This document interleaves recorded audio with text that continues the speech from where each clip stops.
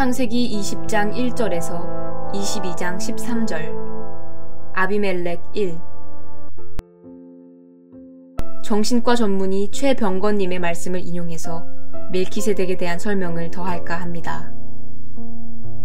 미국의 교육 철학자 존 듀이는 절대로라는 말은 절대로 하지 말라고 했다. 그는 민주사회의 특성을 이해시키기 위해 이런 말을 했는데, 다시 말해서 절대라는 말은 민주사회에 어울리지 않는다는 뜻이다. 그렇다면 우리 사회는 어떤가? 우리는 절대로를 입에 달고 산다. 절대로 안 된다. 절대로 그런 일은 없다. 절대 반대다. 여기에 더 나아가 결사 반대를 외친다. 죽음을 각오하고 반대한다는 것이다.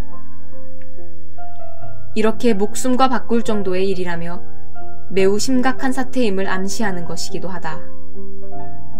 이런 반대에 부딪혀 돌아오는 답변은 또 이렇다. 그런 일은 절대로 있을 수 없고 있어서도 안 되며 있지도 않았다. 이럴 경우 과연 누구 말을 믿어야 하나? 절대적으로 어느 한편을 믿어야 하나? 아니면 상대적으로 양측의 입장을 모두 수용해야 하나? 또는 양비론으로 나가는 일이 상책인가? 참으로 골치 아픈 일이다. 반드시와 절대로가 지배하는 사회. 그렇다고 절대로 안 된다는 모토에 대한 거부를 모든 악을 용납하고 수용하자는 의미로 곡해해서는 곤란하다. 모든 것에 융통성과 탄력성을 부여하되 도덕과 윤리에 위배되는 것은 단호하게 거부하는 태도야말로 민주사회를 보존 유지하는 데 필수 불가결한 일이다. 수천 년간 인류는 절대주의 사상에 얽매여 살아왔다. 그러다가 19세기 무렵부터 상대주의 입장이 그 모습을 드러내기 시작했다. 그 효시는 물론 칼 마르크스였다. 절대적인 힘에 의해 정해진 것으로 강요된 왕권과 귀족사회 등 불평등한 계급주의를 타파하고 계급 없는 사회를 만들자는 그의 이념은 곧 상대주의적 입장을 대변하는 것이다. 반면에 프로이트는 갈등 없는 개인들로 이루어진 사회야말로 가장 이상적인 미래의 모습이라고 주장했다. 물론 그런 갈등은 부모와의 상대적인 관계를 통해 형성된다고 보았다. 아인슈타인은 또 어떤가? 그는 뉴턴의 절대 물리학을 타파하고 상대성 이론을 통해 물질의 질량은 관찰자의 위치에 따라 달라진다고 말했다. 이처럼 절대주의는 상대주의의 출현으로 제자리를 잃고 흔들리게 되었다. 더 나아가 절대윤리를 대신해서 상황윤리까지 모습을 드러냈다. 그러나 윤리의 문제는 그렇게 간단하지 않다.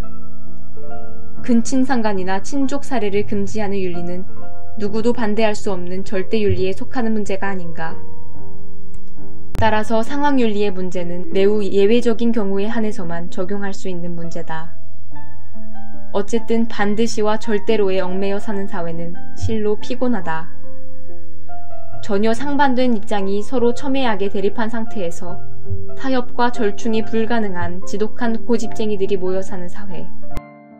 그 사회는 정면 충돌과 진검승부만이 존재할 뿐 대화는 실종될 수밖에 없다.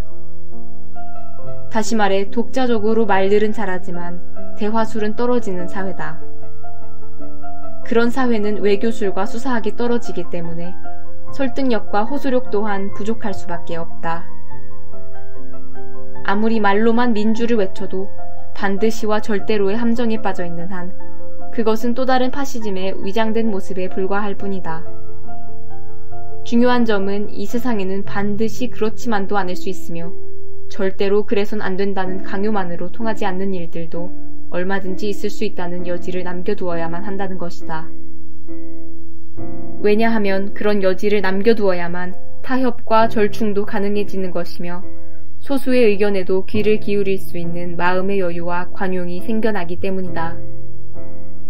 프로이트식으로 말하면 반드시와 절대로를 강요하는 가혹하고도 경직된 초자아 때문에 고통받는 사람들이 이 세상에는 너무도 많기 때문이다. 개인의 탐욕뿐만 아니라 병적으로 심하게 왜곡된 그런 초자아의 존재를 이해하게 될 때 우리의 자아는 좀 더 탄력적인 모습으로 우리의 삶을 이루어 나갈 수 있을 것이다. 아비멜렉이 보여준 유연성은 이런 심리적 근거에서 나온 것입니다.